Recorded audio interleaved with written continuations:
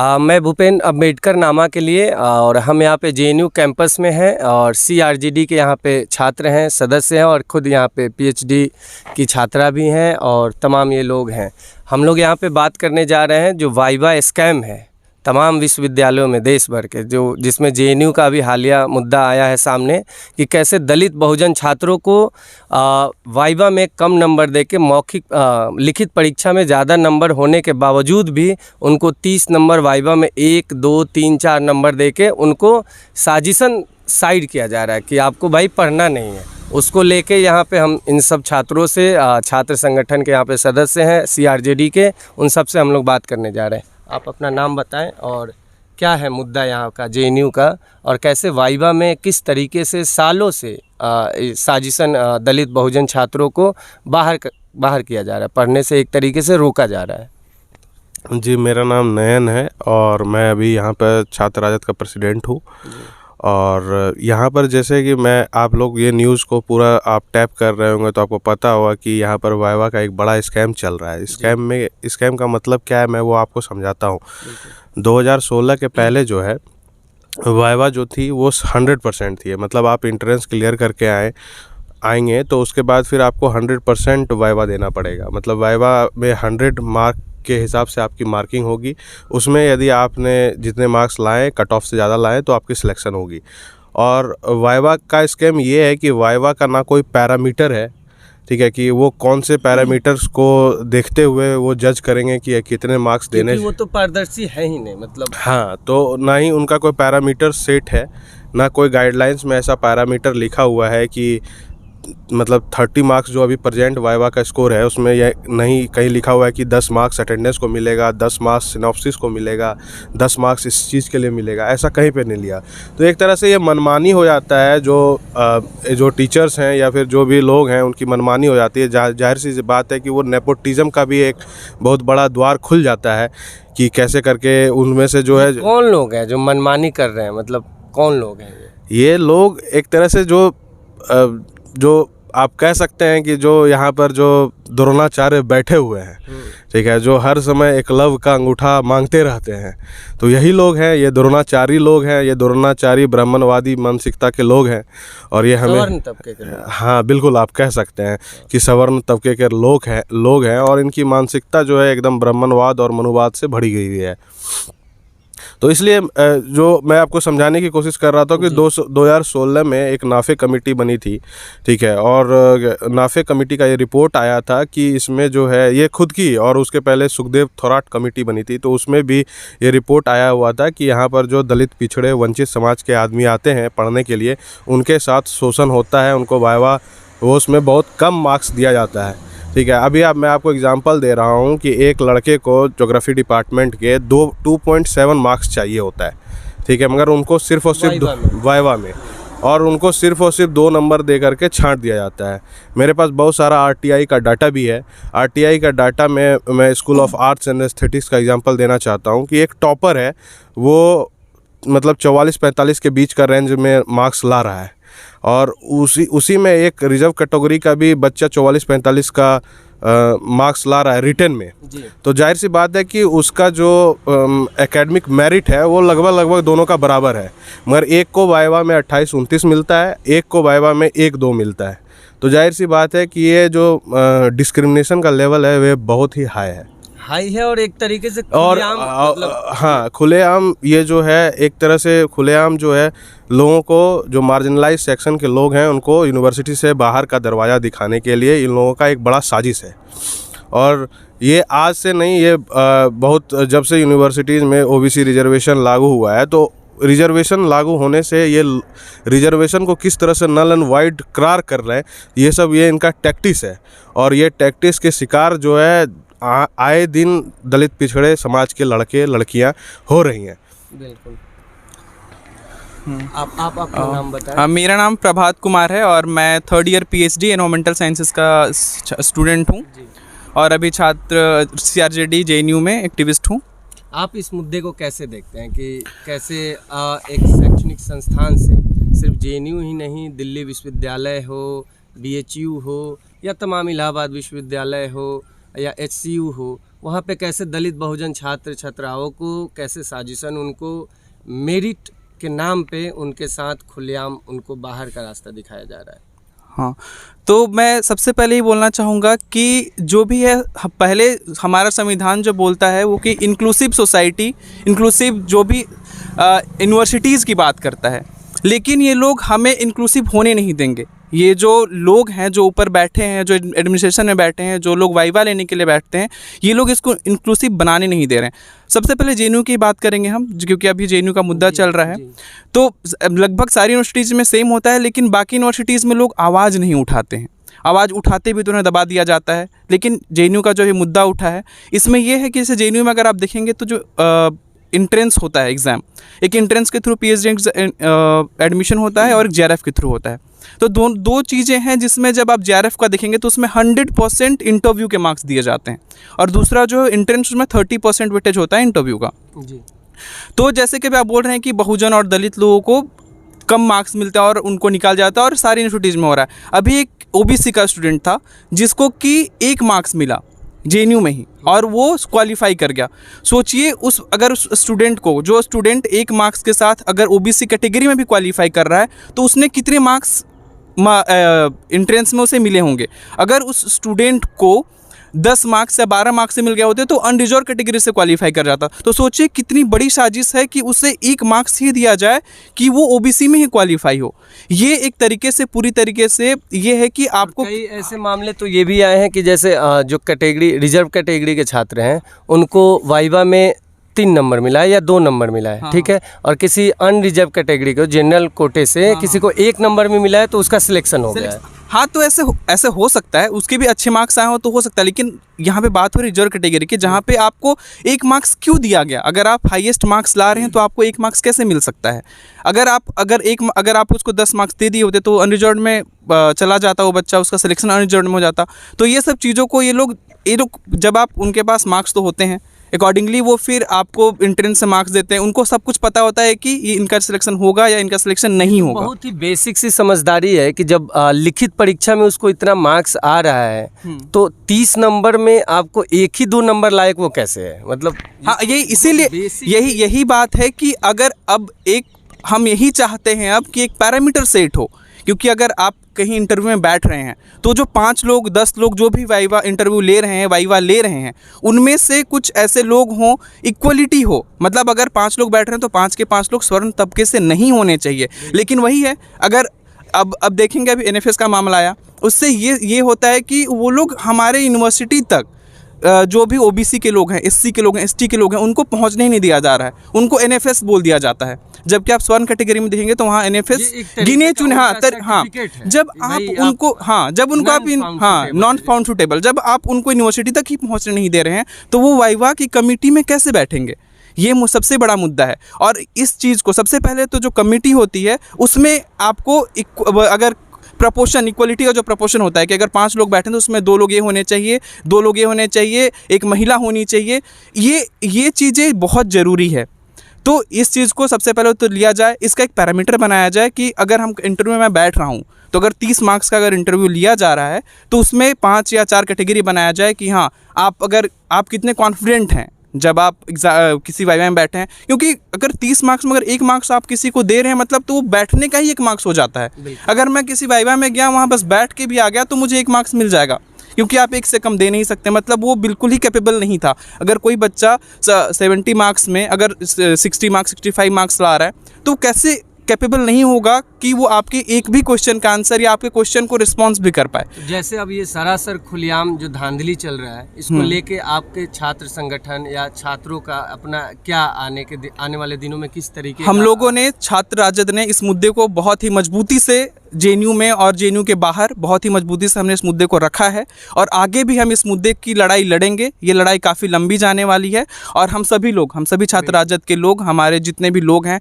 हमारे राजद के भी जो ऊपर के हमारे लोग हैं, वो इस मुद्दे को काफ़ी मजबूती से आगे रख रहे हैं। और हम चाहेंगे, जैसे कि देखिए सारी चीज़, सब लड़ाई हम धीरे धीरे जीत रहे हैं। अभी आप रिसेंट में ही किसान आंदोलन जीता गया है, जो कि हम लोगों में एक अलग की एनर्जी देता है कि हम नहीं, अगर हम लड़ेंगे तो हम जीतेंगे, बस हमें कंसिस्टेंट रहना है और हम इसी चीज़ को हमारे साथ लेकर हम आगे बढ़ रहे हैं। और ये पक्का है कि हम आगे आने वाली दिनों में ये जो चीज़ें अभी चल रही है, जितने स्कैम चल रहे हैं दलितों, बहुजनों और ST SC OBC जितने भी स्कैम चल रहे हैं, इस चीज़ों में हम लोग आगे आएंगे और आगे बात रखेंगे और हम जीतेंगे।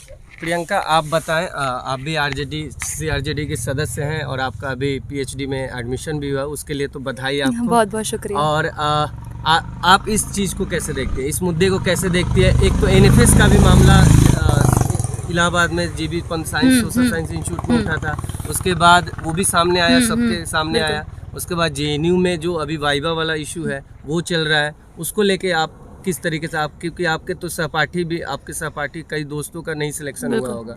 देखिए, NFS हो जिसको ये लोग कहते हैं नॉन फाउंड सूटेबल, उसको हम समझते हैं नॉट फाउंड सवर्ना। जी। और NFS के तार और यहाँ पर PhD में एंट्री होने के तार कहीं ना कहीं आपस में ये सारे जुड़े हुए हैं, एक दूसरे से जुड़े हुए हैं। जुड़ाव कैसे है इनका जुड़ाव का सिर्फ एक ही पैरामीटर है, वो है जाति। यहाँ पर अगर कैंपस में कोई भी आप समझिए कि सुदूर देहात गांव से कोई लड़की, कोई लड़का, कोई बच्चा, कोई पिछड़ा, अति पिछड़ा, माइनॉरिटी, OBC SC ST, कोई भी बच्चा हो जो गांव के किसी सरकारी स्कूल में पढ़ा है और फिर वो यहाँ तक पहुँचने का सपना देख रहा है, वो यहाँ आता है। एंट्रेंस एग्ज़ाम JNU का कोई हलवा पूरी जैसा नहीं होता है कि किसी को भी वो नसीब हो जाएगा। एंट्रेंस एग्ज़ाम आप क्वालिफाई कर रहे हैं, इसका मतलब ही है कि आप इस जगह के वर्थ हैं।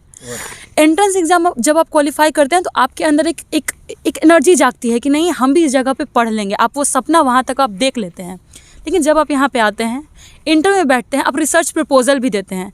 कई बार रिसर्च प्रपोजल में ऐसा होता है कि आप उन चीज़ों को उठाना चाहते हैं, उन मुद्दों पे रिसर्च करना चाहते हैं जो उनको पसंद ना हो। फॉर एग्जांपल, अगर आप कास्ट के ऊपर रिसर्च करना चाहते हैं, दलित एट्रोसिटीज़ के ऊपर रिसर्च करना चाहते हैं, इतने सवाल आपसे पूछे जाएंगे। माइनॉरिटी के ऊपर आप रिसर्च कीजिए, इस्लामोफोबिया से रिलेटेड आपसे सवाल पूछे जाएंगे ताकि वो पकड़ ले कि आपकी विचारधारा क्या है। वो अगर जान गए कि आप बहुजन हितैषी हैं, अगर वो जान गए कि आपका विचारधारा समाजवादी सोशलिस्ट विचारधारा है, तो वो आपको घुसने ही नहीं देंगे। रूल तो ये कायदे से होना चाहिए था कि जब आप रिसर्च प्रपोजल ही जमा करते हैं तो कोई आदमी इतनी मेहनत से उसको तैयार करता है, उसमें डाटा फैक्ट्स डालते हुए 10 नंबर तो आपको उसी के मिलने चाहिए थे, पर वो आपको नहीं देंगे क्योंकि उनका मेरिट जनेऊ से तय किया जाता है। ऐसा मानिए कि मान लीजिए कि किसी घर में सवर्ण के यहाँ बच्चा पैदा हो तो कहेंगे कि मुबारक हो बच्चा, नहीं आपको मेरिट पैदा हुआ है। ये मेरिट का नाम जो इन्होंने दिया है, ये सीधी सीधी जातिवादी मानसिकता है। मेरा खुद यहाँ JNU में हुआ सिलेक्शन, लेकिन ये लड़ाई सिर्फ मेरे की नहीं है, ये पूरे समाज की हमारी लड़ाई है कि आखिर क्यों कोई भी छात्र, बहुजन छात्र यहाँ पहुँचने का सपना नहीं देख सकता है। GB पंत में आपने देखा, जब ये मुद्दा उठाया गया तो तिवारी जी कहते कि मैं तो तिवारी टाइटल भी नहीं लगाता। तो टाइटल आप ना लगा के क्या हमारे ऊपर आप एहसान कर रहे हैं? आप ये बता रहे हैं कि तिवारी टाइटल आप ना लगाने से आपकी जातिवादी मानसिकता आपके अंदर नहीं है? बिल्कुल है वहाँ पर। तब तो आप OBC को नॉन फाउंड सूटेबल नहीं, नॉट फाउंड सवर्णा के कैटेगरी से उसको बाहर कर देते हैं। खुद देखिए 2019 तक किसी भी सेंट्रल यूनिवर्सिटी में OBC प्रोफेसर की संख्या 0 थी। क्या हमारे 75 करोड़ के पॉपुलेशन में एक भी ऐसा व्यक्ति पैदा नहीं हुआ जो प्रोफेसर बनने की काबिलियत रखता हो? नहीं, पैदा हुआ था क्योंकि वो पिछड़ा पैदा हुआ था, इसलिए उसमें काबिलियत नहीं थी कि वो यहाँ प्रोफेसर बन पाएगा। रही PhD में यहाँ घुसने की बात, तो ये कोई नया नहीं है। जितने भी विश्वविद्यालय जितने भी हैं वो जातिवाद का अड्डा बन चुके हैं और बने हुए थे। यहाँ पे इसी कैंपस में क्या लेफ्ट का पॉलिटिक्स तो माना जाता है, इसे गढ़ माना जाता है, फिर भी क्यों नहीं हमारे छात्र यहाँ पर पहुँच पा रहे थे? क्यों इन मुद्दों को पहले नहीं उठाया गया था? सीधी सी बात है, जब छात्र राजद इस कैंपस में बनी, बापसा जैसे कुछ संगठन बने, जो भी संगठन बहुजन हितैषी संगठन बने, खासतौर पर जब हमारा अस्तित्व यहाँ पर आया, उससे पहले मंडल का नाम इस कैंपस में नहीं लिया जाता था। मंडल के खिलाफ इसी कैंपस से नारे लगाए गए थे कि मंडल ही कमंडल है। ऐसा नारा इन्हीं लेफ्ट के ऑर्गेनाइजेशंस ने लगाया था। क्यों? क्योंकि इन्हें डर था कि पिछड़ा का बच्चा कहीं इन्हें टक्कर ना दे दे। बिल्कुल, लोग भरे हुए हैं और वहाँ भी अब अगर आप जाते हैं तो आप देखिएगा कैसे पिछड़ों, अति पिछड़ों, दलितों को, अक़लियत समाज को सिर्फ झोला ढोने के लिए ही रखा जाता है, उससे आगे उन्हें नहीं बढ़ाया जाता। ये लोग जो हमारे मंडल के खिलाफ ये लोग चलाए थे, तो मंडल आंदोलन से हम लोग निकल के आए। 90 के दशक में मंडल आंदोलन आ जाता है, लेकिन विश्वविद्यालय में उसे लागू होने में 2 दशक का समय लग जाता है। क्यों? कोर्ट में मामला चला गया। क्यों? आपको EWS आरक्षण तो आप रातों रात पास करवा लेते हैं, चोर दरवाजे से आप अपने ही सवर्ण तबके को यहाँ पर भर लेते हैं। आपका पूरा मनुवादी एजेंडा इसी से हमारे सामने क्लियर होता है। तो छात्र राजद जो संगठन है, हम लोग जिस दिन हमने पीएचडी का रिजल्ट देखा उसी दिन हमने स्क्रीनशॉट सब जगह से मंगवाना शुरू किया। लोग डर से नाम नहीं क्लियर सामने करना चाह रहे हैं, उनकी मजबूरी समझ सकते हैं, क्योंकि क्या पता आज वो खुल करके सामने आए, अगले साल जहाँ उन्हें एडमिशन मिलना हो वो भी उन्हें ना मिल पाए। पिछले दिनों प्रोटेस्ट भी आप हाँ बिल्कुल, 2-3 दिन पहले हमने प्रोटेस्ट मार्च कराया इसके विरोध में, और सिर्फ ये लड़ाई यहीं तक नहीं थमेगी। फी हाइक मूवमेंट में भी सबसे ज़्यादा अगर कोई बाहर होता तो वो बहुजन तबके के ही छात्र छात्राएं बाहर होते, उसकी भी लड़ाई हमने अंत तक लड़ी और जीती। नीट में भी आपने देख लिया कि किस तरह से हमने अपना रिजर्वेशन छीना है उनसे, किसान आंदोलन भी हम जीते हैं। तो ये मुद्दा तो हमारे भविष्य से जुड़ा हुआ है। अभी आने वाले दिनों में किस तरीके की तैयारी है, कैसे आप लोग लड़ रहे हैं इस चीज़ को लेके? बहुजनों के हितैषी आप लोग कह रहे हैं कि हमारी संगठन है, और इस कैंपस में भी और बाहर भी, इस कैंपस के बाहर भी। देखिए, हम लोगों ने उसी दिन जेएनयूसी के साथ में मिल करके हम लोगों ने डेलीगेशन फॉर्म करा था और हम लोग एडमिन गए, जहाँ से वो लोग ये कह रहे हैं कि हमने तो पूरी सीट भर दी, हमने कहाँ किसी तरह का कोई भेदभाव किया है, आपने सीट भर के हम पे एहसान किया है क्या? सीधी सी बात है कि आप ओबीसी को 1 नंबर 2 नंबर में बांध करके आप उसको जनरल कैटेगरी में आने नहीं दे रहे हैं, क्योंकि आपने वो 50% अपने सवर्णों के लिए सीमित कर लिया है। सीधी सी बात यही है। और 10% ईडब्ल्यूएस तो वो ऑलरेडी आप खा चुके हैं।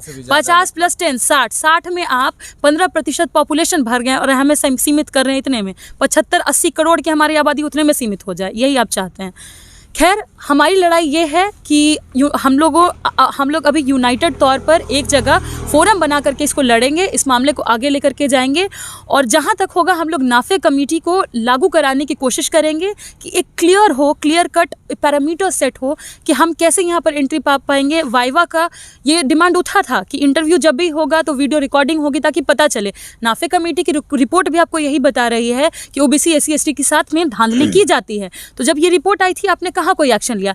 रिपोर्ट आई थी तब लेफ्टिस्ट यहाँ पे इतने मजबूत थे, आपने कौन सा एक्शन लिया? आपको एक्शन लेना चाहिए था ना।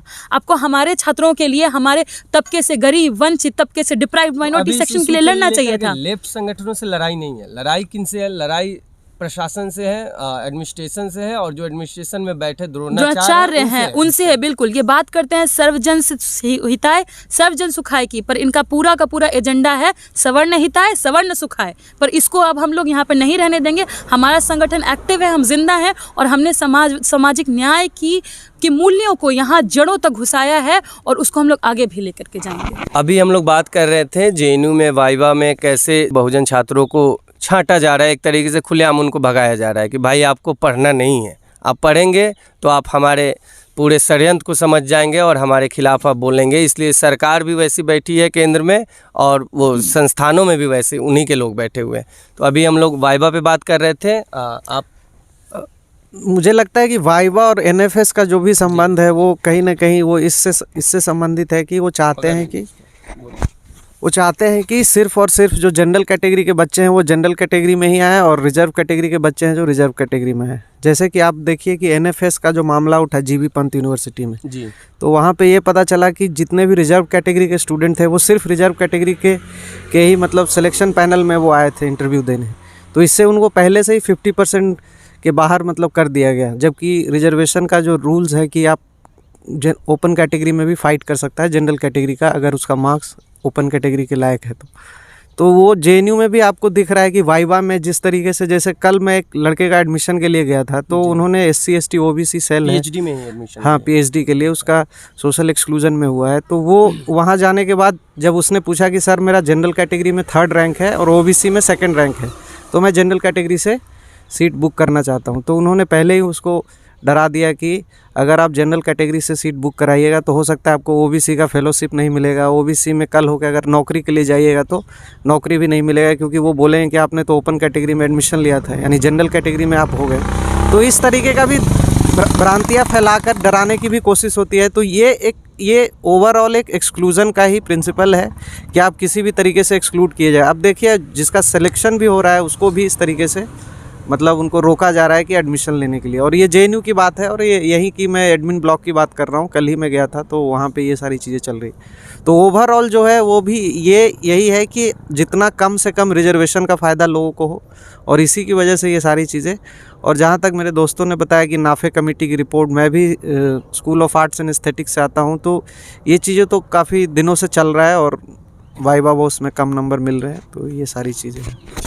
आप बताएं कि वाइवा को लेके किस तरीके का यहाँ पे षड्यंत्र किया जा रहा है। सबसे पहले तो ये बोलना चाहेंगे कि जो लोग देख रहे हैं, जो अवेयर नहीं है इस चीज़ से कि आखिर क्या आप स्कैम उन हुआ लोगों है। को समझाया, हाँ, बहुजन छात्रों को समझाया जो इस कैंपस में आने का सपना देखते हैं जी। और वो सपना देखते हैं, तो उनको बताया कि यहाँ पे किस तरीके का षड्यंत्र चल रहा है और किस तरीके से षड्यंत्र किया जा सकता है यहाँ आने के बाद भी। जी, तो पहले स्कैम के बारे में बता देते हैं कि एक्चुअली हुआ क्या है कि जैसे कि पीएचडी में जो चयन करने का जो प्रक्रिया है वो है 100% का जो होता है, उसमें 70% है जो कि थ्योरी है, जो एंट्रेंस के माध्यम से कवर किया जाता है, और 30% में इंटरव्यू है, जिसमें कि उसमें ये प्रोविज़न है कि 5% आप जब प्रेजेंट होते हैं तब दिया जाता है, और 5% जब आप प्रपोजल आप पास शो करते हैं तो उसका है कि 10% आपको ऐसे ही मिल जाता है।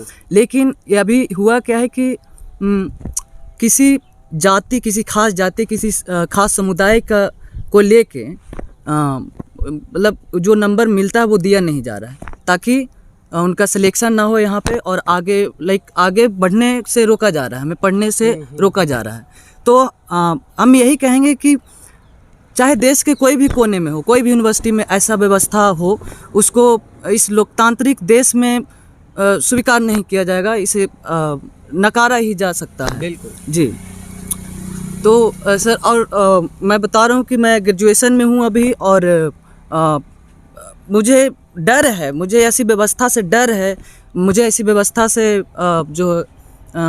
मेरा मनोबल टूट रहा है कि आगे चल के मैं एमए करना चाहता था, पीएचडी करना चाहता हूँ, अपने समाज में अपना योगदान देना चाहता हूँ, लेकिन ऐसी व्यवस्था से हमें डर लगता है।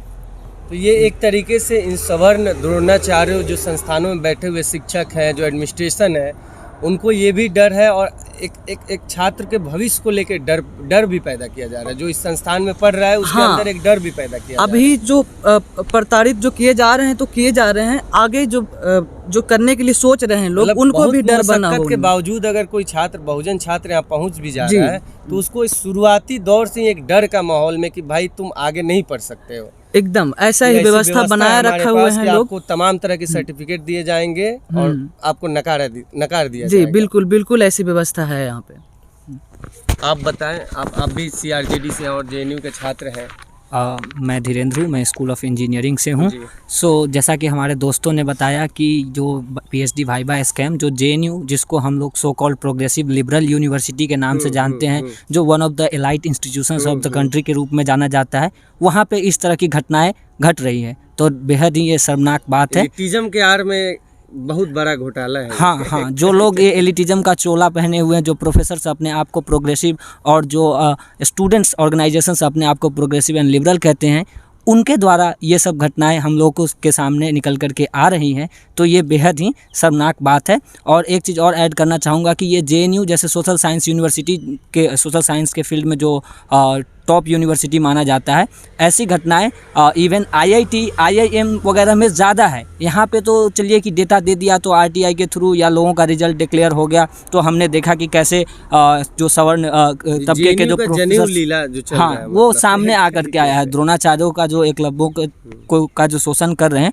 वो सामने निकल कर के आया है। तो लेकिन लगता है क्या कि द्रोणाचार्य को उस वक्त तो एकलव्य ने अंगूठा काट के दे दिया था, अब लगता है कि द्रोणाचार्य को एकलव्य देने जाएंगे अंगूठा? नहीं, आज जैसे हमारे जो पुरोधाओं ने जो संघर्ष किया है, उसके फसल काटने का अब समय आ गया है। हमारे जो संघर्ष है उसके अनवरत परिणाम अब निकल करके सामने आने लग गए हैं।